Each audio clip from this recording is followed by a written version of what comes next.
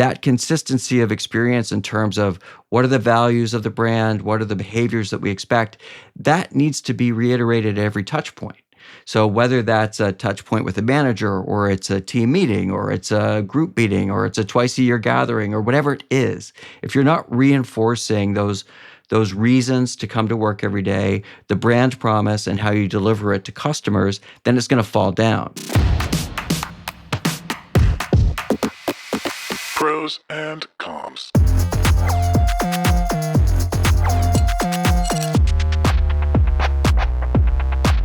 Welcome to Prose and Comms, Engagement Unplugged. I'm Laura Smith. And I'm Brian Rowley. Today, we're talking about something that's super important, but doesn't always get enough attention. How company culture shapes the customer experience. Culture isn't just a buzzword. It's what really drives how people act at every level of a company. And that's what customers pick up on. We'll chat about how culture affects what happens on the front lines, the folks who actually interact with customers every day. It's a big topic with lots to explore, and we're excited to dig in with a very special guest, someone who's been at the heart of brand, culture, and communications for a long time. But before we dive in, we're going to kick things off with a little game called Who Said It? Who said it? Oh, who said it? That is our phenomenal producer, Mr. Joey Whip. Way to go, Joey.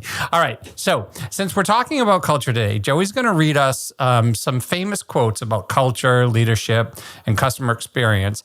And then Laura and I are going to need to guess actually who said it. All right, you guys ready? It's multiple choice, so it's a little bit... Thanks for making it easy. I don't do well in multiple choice. I get very confused. Well, at least you don't have to fill in a little circle or anything. Yeah. Great. Won't trigger But if you feel more comfortable, Laura, go ahead, fill in the circle. You can, hold it up for me to see. Okay, here we go. First one. Customers will never love a company until the employees love it first. Was that A, Simon Sinek, B, AJ Lafley, or C, Richard Branson? I'm going to go with Branson, C. I'm going to go with Simon, A. It is A, Simon Sinek. Woohoo! Hate when she gets ahead of me. All right, next one. Culture eats strategy for breakfast.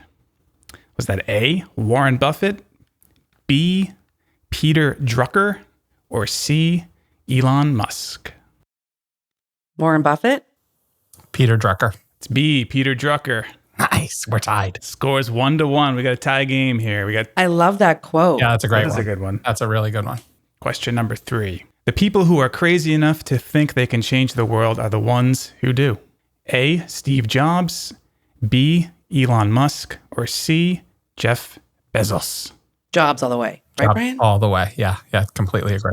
That's right. Still a tie. We're all winners here. Everyone's a winner. All winners. We're all winners on this podcast. Okay, it takes 20 years to build a reputation and 5 minutes to ruin it. A, Warren Buffett, B, Richard Branson, or C, Steve Jobs? Richard Branson. I'm going to go with Buffett. I think it's A, Buffett. It is A. It is Warren Buffett. Brian's in the lead. We got one left. Let's see what happens here. Train people well enough so they can leave. Treat them well enough so they don't want to. A, Howard Schultz, B, Simon Sinek, C, Richard Branson. This is one of my faves, and it's Richard Branson. Really? I was going to say Simon Sinek. Looks like we got a tie because Laura was right on that one. So I think... so it was Branson. It was Branson. I'm sorry. It was Branson. That's another great one. Well, you two are just the perfect co-host duo. It's just a perfect tie, split down the middle. And everyone's a winner. Love it. Perfect scoring. I love it. All right, Joey, thanks for the fun game. We had so much fun, but we're going to shift from culture quotes to someone who's actually helped shape a few cultures.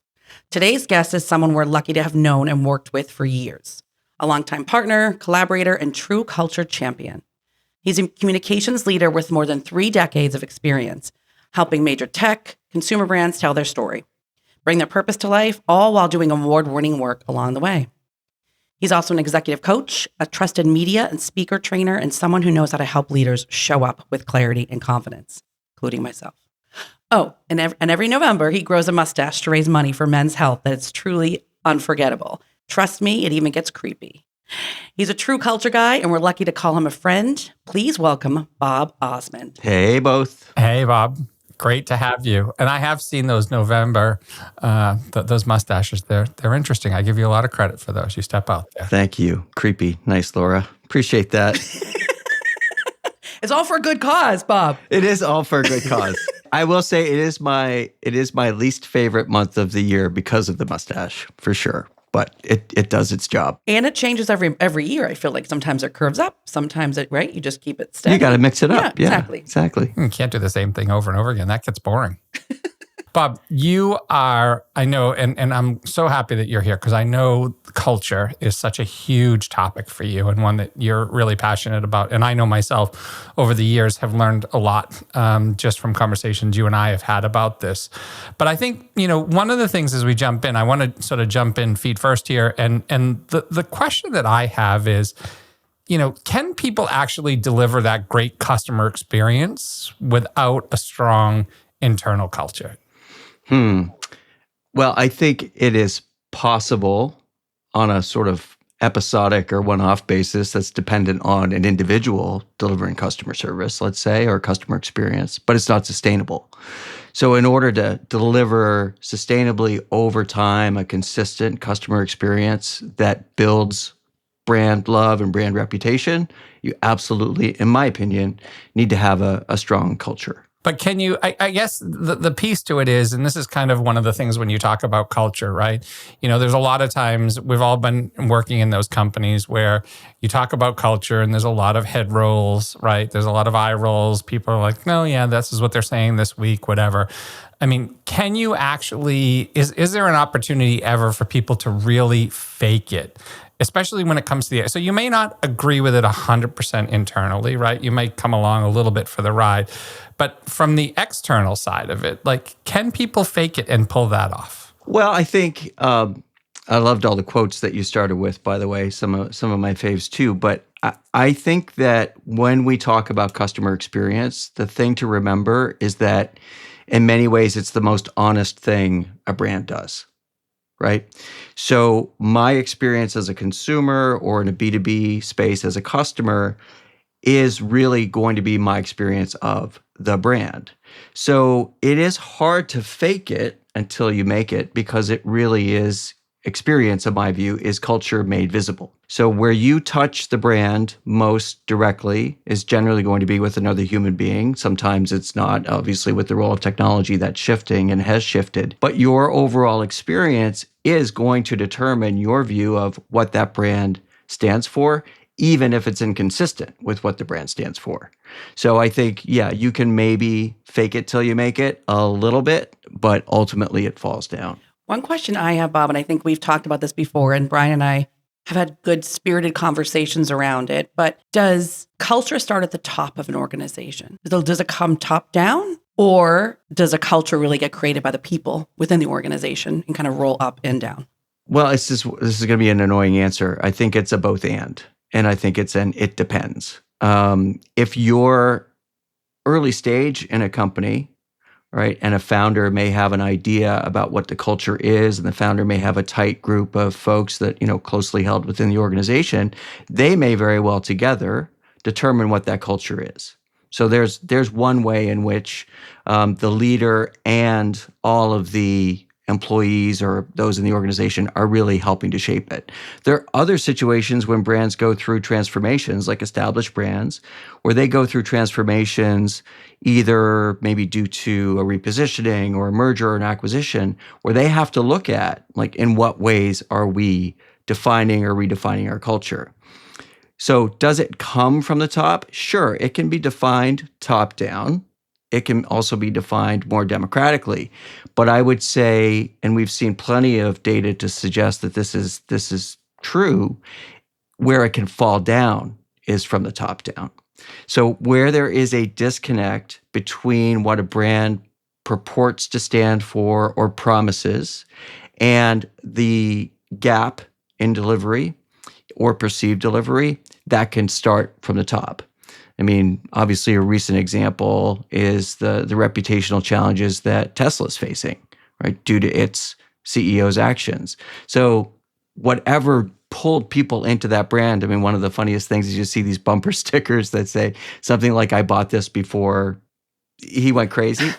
Yeah. Well, imagine they were an early mover in the EV space, and owning a Tesla was a bit of a badge item, not just because it was a cool, at that time it was considered to be cool technology, but also it was like, I'm embracing a future that is focused on at least minimizing or reducing the damage we do on the planet. Then fast forward all of these years, and you have, a business owner, the face of the business, who's really causing people to question their relationship with the brand. So yes, I guess it's both and, but a surefire way to crush customer perception or customer experience is if your CEO goes sideways. Yeah, I think that the executive leadership has a responsibility to sort of set sort of the foundation and strategy, in my opinion. Yeah. And then I think it's the employees who actually build that and emphasize it and strengthen it, because I think it can fall apart in either direction, right? From what I've seen, because you do have the naysayers, to your point, especially during a turnover, right? Or an acquisition, because you've got, okay, well, we stood for this for so long, and now all of a sudden we're standing for this. And people are like, oh, is this just another buzzword, right? Culture.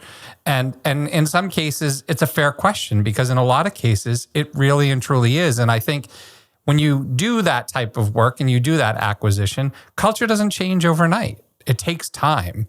And so I do feel like it can fall apart in either direction. But I do also believe that the executive and the leadership team needs to support it and drive it home as being important, no matter how they define it. And live and breathe it. Yes. Because if they're not, how do you expect the organization to do that? So I think that's what's really important, is because I think a leadership change can affect it. If everyone else lives and breathes and gets behind it and understands it and values it, that's set from the leadership down, then it becomes the culture of everybody. It's not just the culture that was set by the leadership. And then if there's leadership changes, the culture could stay the same if the new leader also supports that same vision. So I think if the new leader doesn't support that vision, then the culture changes. So that's where I see it. It can really come top down. Well, I think a lot of it, Laura, it comes down to, like, there's so many definitions of what culture is. Right. And even before I joined today, I was refreshing some of the different definitions. And, the simplest definitions are really about shared values and norms that guide an organization's, day-to-day operations. For me, one of the simplest definitions is like, well, this is how we do things around here.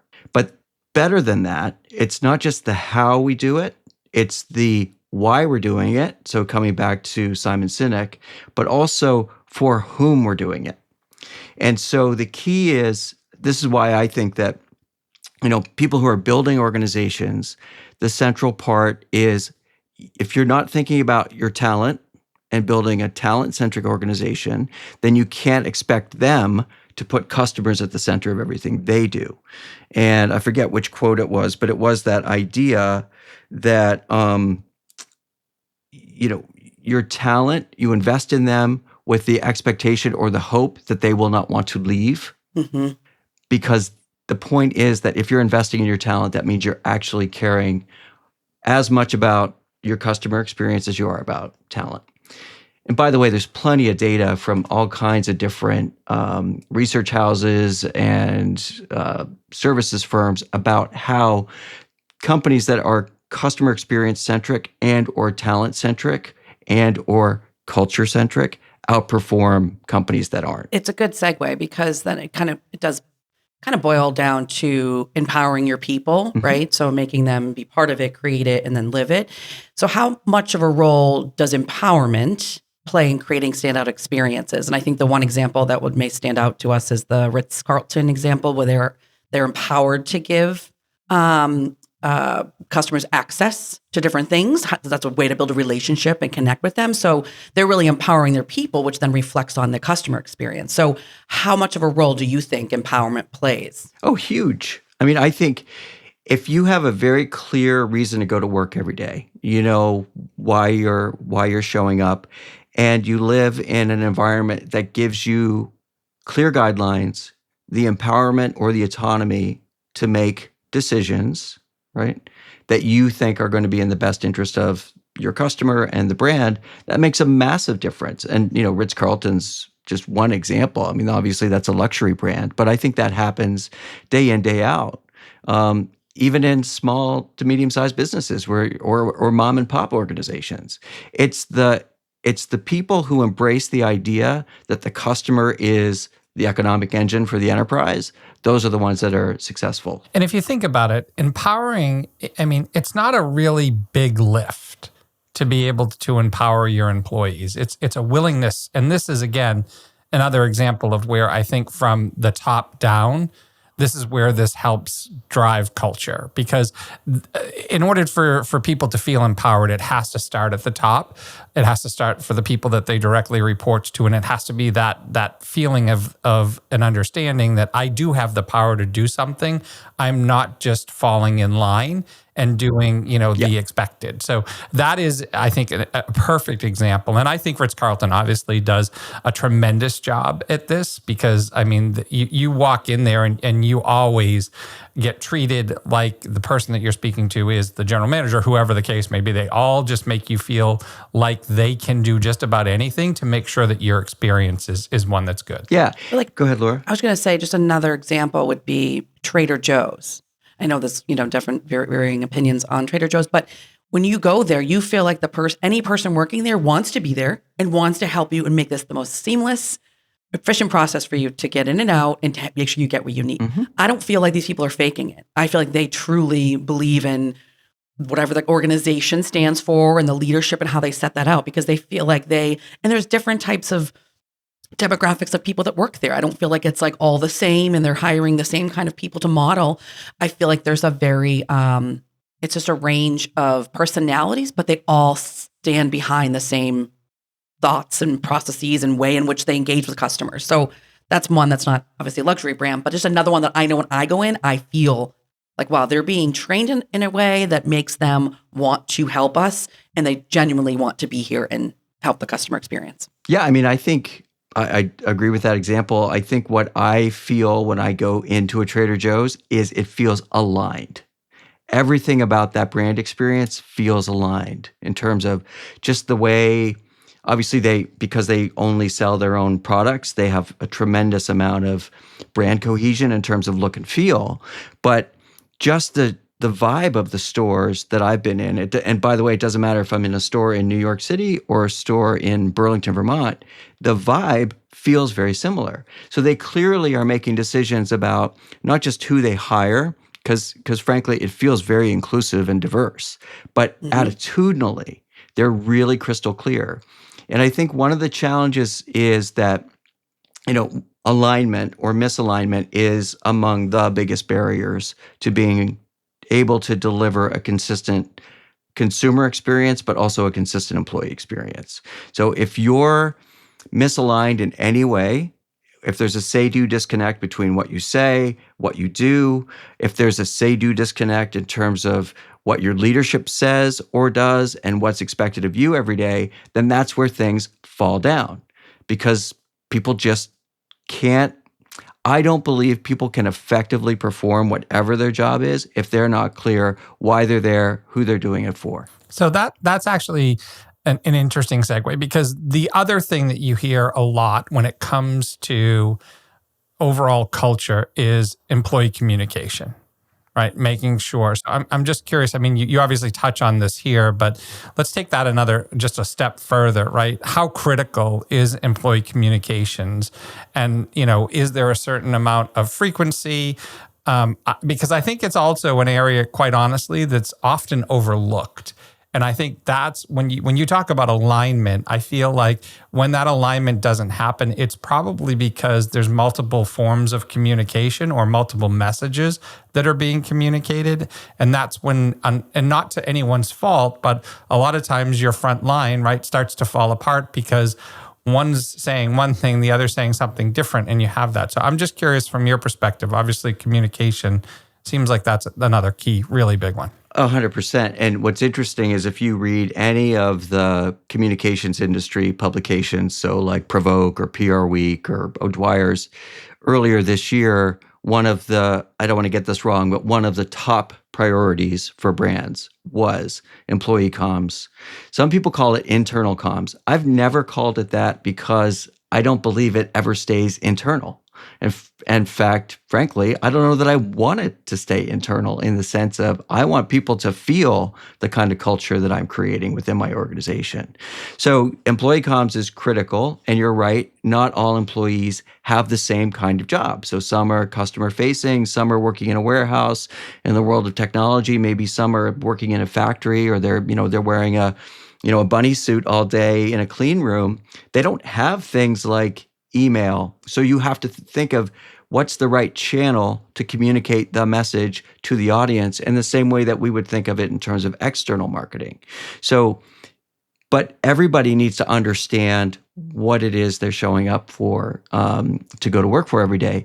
There was a survey by Gallup Workplace, and by their estimation, aligned customers are 2 times more likely to exceed aligned cultures rather are 2 times more likely to exceed customer expectations.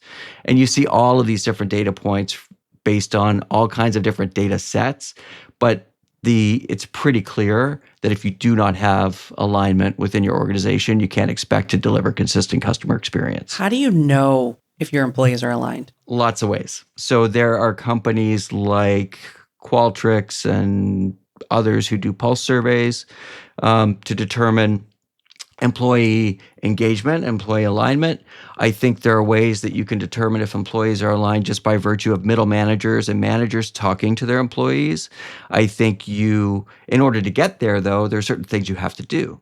And I think that too often what happens is a lot of brands take a set it and forget it mentality. Like, oh, well, we told them when they came on board, we gave them the employee handbook, and it said what our values are, and it says what our culture is all about.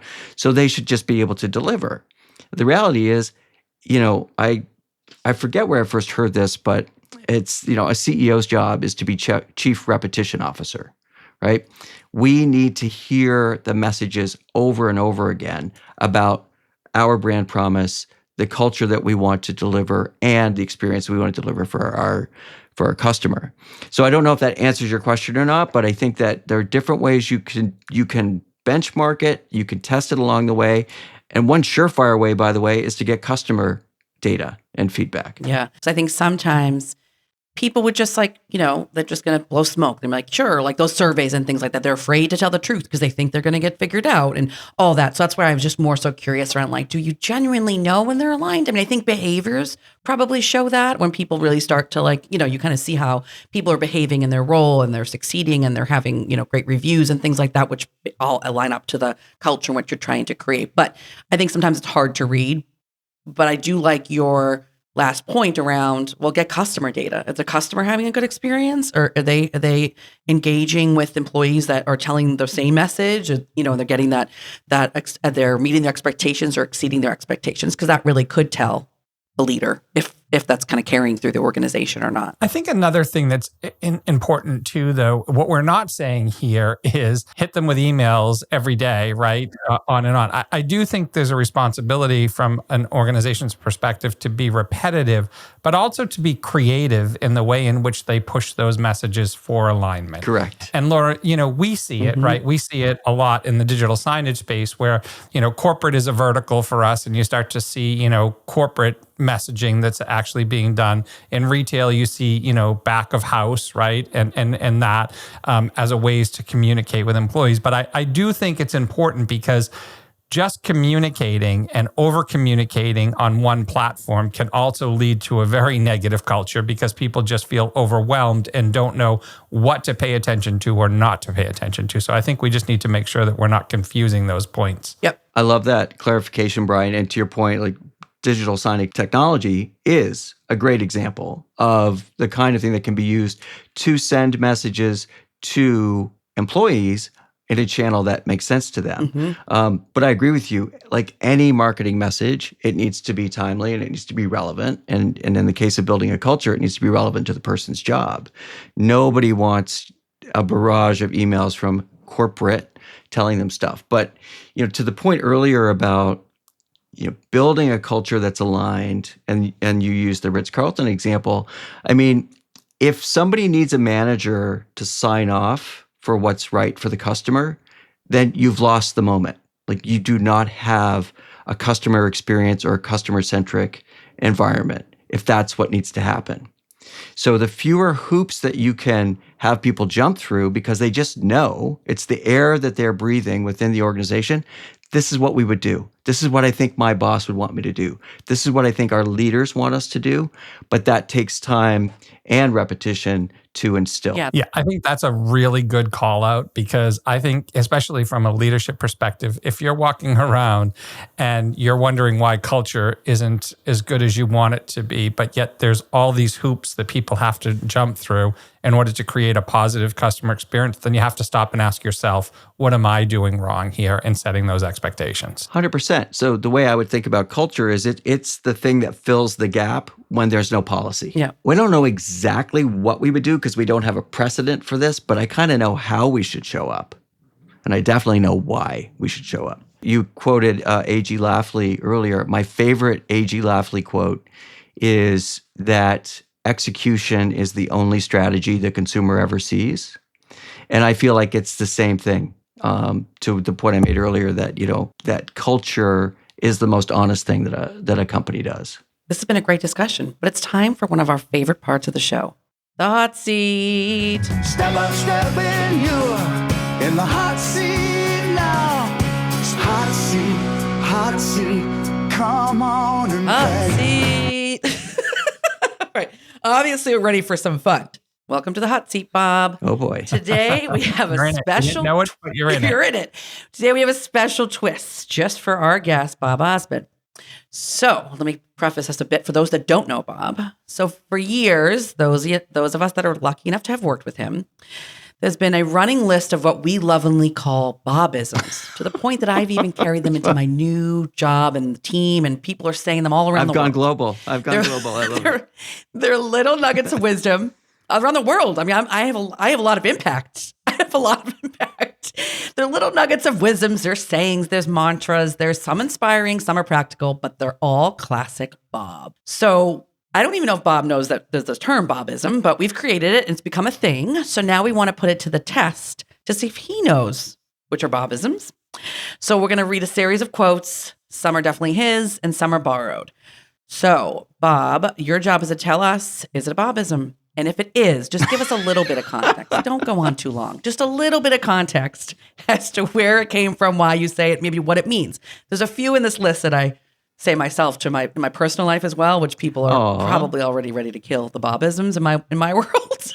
I know I overuse them. I know there are a couple, Bob, that I deal with every day working with Laura that I'm ready to kill. So just FYI. Okay, we're going to get started.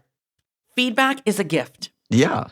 I think that is a Bobism, but I certainly don't think that I can take credit for the origins of that. Who knows where I heard it? I probably read it in like some, I don't know, Brene Brown book or something 100 years ago.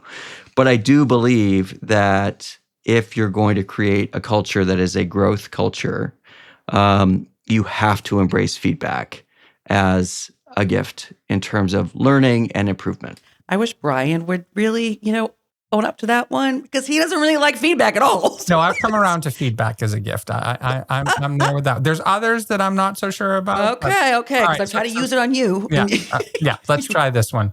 Trust is built in small moments. I think that's true. I don't think it's a Bobism. It's not. You're right. That's a Brene Brown. Brene. Okay, next up, bias toward action. That is a Bobism, but also I don't think that I've invented the concept. But I do believe, these things are connected. So if you truly embrace a feedback culture, right, where the notion is that we learn from, we win some, we learn some, then having a bias towards action, testing and learning, trying new things is a way to get there. And that includes, by the way, in the context of, delivering a customer experience. Yeah, I let me just back up for a second. So the whole feedback thing is See, it's a moment.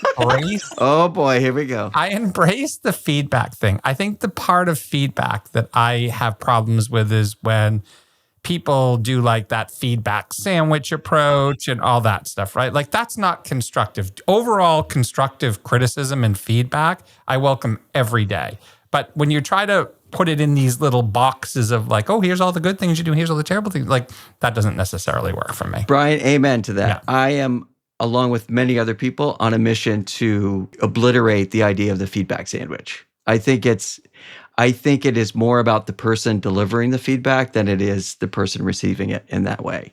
So I've never used the concept of constructive criticism. Can I give you some constructive criticism? Because you know what people hear? Criticism. And the beauty of feedback is it's information. And so, not to get too pedantic about it, but I think it should follow a very simple model. This is what I observed. This was the impact of what I observed. And here's my suggestion for going forward. And also, Laura, this is a note for you. The person that you're giving the feedback to, you need to get their permission first before you give them the feedback. Am I getting a review right now during this session? Is this part of my development review? No, I'm just saying. I just think it's advisable that if you're going to be successful in terms of having a person hear you, they need to be ready to hear you. That's all. Brian. Yeah, Brian. Feedback is a gift. I'm great. You're Sure welcome. is. Loving it. Big red ribbon on that Enjoy one. your gift, Laura. Enjoy it. I do have a question. Do you happen to have any idea who invented the walk and talks? I think it's from the West Wing. Are you sure it's not from you? Because I'm told that this is your specialty. Well, I love a walk and talk, for sure. Me too. Love a walk and talk. But I do think that it is something that I may have stolen from the West Wing. I'm sure ChatGPT can tell me that, but I'm pretty sure it started with the West Wing, but I've been a huge fan of walk and talks for a long time. Yes. And it's another one Brian does not appreciate. I value them. I have them with my Well, he lives in South Florida, for God's sake. I have them with my team. Yeah, try to do a walk and talk on 100 degrees weather with When you're, Laura like, yelling at you the panting. whole time you're walking. That's not a good time, folks. That allows me to do all the talking then. Oh, I love them. Hydrate. Okay. Next one up is clarity is kindness. Yeah, clear as kind. Definitely a Bobism, not invented by Bob. But I do think that this again speaks to the whole notion of feedback. It's like, if you do not, people are not mind readers. So often you get, I'll talk to leaders or whatever, and it's this whole notion, well, they should have just known to do that. Now, not to counter what I said earlier, which is that in a really grooven culture where the customer experience or expectations or how we do things and why we do things is clear, you probably don't have to give so many, quote unquote, instruction manuals. However, the clearer you can be with people about things like the brief, what's expected, the deadline, all of that, that's kindness. So this wasn't you. That is kindness. We did give this to Brene Brown, but Oh, Brene. But you do have, because I feel like you always clear is kind versus clarity is kind. This is the problem with, Brene and Simon Sinek. They stole all the good stuff. You've still got a couple of good ones in there, though, Bob. Oh, do I? do. Okay, let's see. Okay, next up, Brian. Slides are free. Okay. You really hit a deep vein Joey's here. laughing back there. Joey's laughing. You have hit a deep... I agree with Bob on this one. Me and Bob go way back on this one. A deep vein here. So the phrase death by PowerPoint lives for a reason. The challenge people have when they're, first of all, setting aside whether or not one needs a slide at all. The problem is that people, for whatever reason, I think they think there's a scarcity mindset with slides. And so what they decide to do is to dump 15 ideas on one slide. And so when I say slides are free, basically I'm saying you can use as many slides as you need to tell the story. So my view is think in terms of time, not in terms of number of slides that you have. Use as many slides as you need. And Nancy Duarte, by the way, who's the queen of all of this, has written extensively about that. I will tell you, your entire posture just changed when we mentioned this. You're like, this is one you're passionate about, for sure. And I agree with you. I think people get so caught up on, I can only have so many slides. No, you've got a certain amount of time to fill. Yeah. And tell that story however you need to. And a slide could be a 5-second slide, but move on. But it makes a very strong point. Keep it. It's worth it, right? So I 100% agree. We've changed the model completely internally with that. Joey and team have helped us do that with really simple, high imagery, high impact slides versus words. Well, yeah, and you don't want to remind people that they're watching a PowerPoint presentation. Right. They hate PowerPoint presentations. However, they love seamless delivery of a story with visual support. Yeah. Yep. Different things. Okay. Last up, my favorite sayings that I use regularly. I don't know who I learned it from, but don't borrow problems from the future. Well, I say it all the time. Whether I created it, I have no idea. It was probably Buddha. It's a good one. I use this one a lot. I just used it today with a friend. Honestly, she was going through some personal stuff, and I said, honestly, you just can't borrow. I said, as an old friend of mine has said, well, he's not old. He's just an old friend of a long time. Okay. Don't borrow problems in the future. And she never heard it. And she's like, that's really helpful today. I just needed to hear that. So look at that, Bob. You're like, I'm telling you, you're impacting the world with all your sayings. I love it. Well, it's a reminder to be present, and it's a reminder that we can make up lots of stories about all of the bad things that can happen in life. That's not to say we shouldn't scenario plan. You know, the comms guy in me is coming out. We should always scenario plan, but let's not dwell in all of the bad things that could happen. Because, by the way, that's typically where we go. We don't fantasize about all the good things that can happen. We start to, this could go wrong and that could go wrong. So yes, be present and don't catastrophize. Love it. All right. Well, Bob, thank you so much for joining us today. It's been a very insightful conversation, one that I feel like we could talk about for much longer than we have already. It's everything we hoped for, and we really appreciate all your insights on culture and customer experience. It has been a real pleasure, and I'm loving the podcast. Congratulations to you both. Good luck with everything. We'll have to have you back on. It's always great to connect with you. And again, a lot of this we're poking a little bit of fun at, but at the same time, there's some really good pieces in here and some really, really interesting things that people should be thinking about when they're actually trying to create that culture. Love it. Thank you. Brian, that was really interesting. I do feel like that we sometimes forget how important culture is because we as marketers have to think about that, right? Because we always think it's like, who deals with customers the most? Sales for the most part, but we do too. And so does finance. And so does our manufacturing and our warehouse teams, like everyone does. And so if we peel back the layer on that, like, do we feel like our culture, we have to think about that. Does our culture help our customer experience? Are we doing more or enough to make an impact there? I don't know. I think you can always do more, in my opinion. I mean, when we look at sort of the three things that we talked about, empowerment, communication, and alignment, I think from an empowerment perspective, we're moving in the right direction. I think communication, there's work to be done, but we realize that, right? And know that that's a piece to it. And I think we spend a ton of time on alignment, right? Making sure across the organization people are there.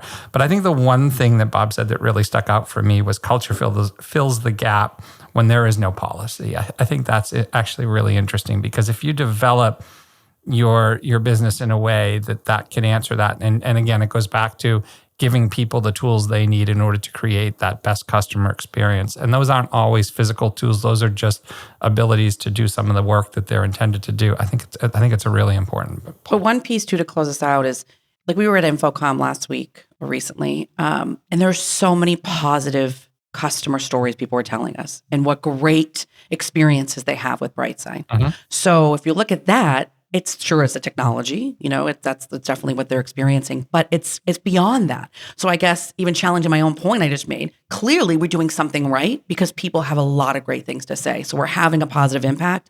I just think we have the foundation built, no doubt. I think to your point, we can always do better. So how do we, every day kind of show up to do better, to help it kind of continue to be transferred into the customer experience as well? We start by not borrowing problems from the future. And walk and talks. No walk and talks. Let's just do walk and talk every day. All right. Well, thank you everyone for listening. And most importantly, if you liked what you heard today, be sure to follow us. And if you want to hear more from Bob, you can find him on LinkedIn at Bob Osmond.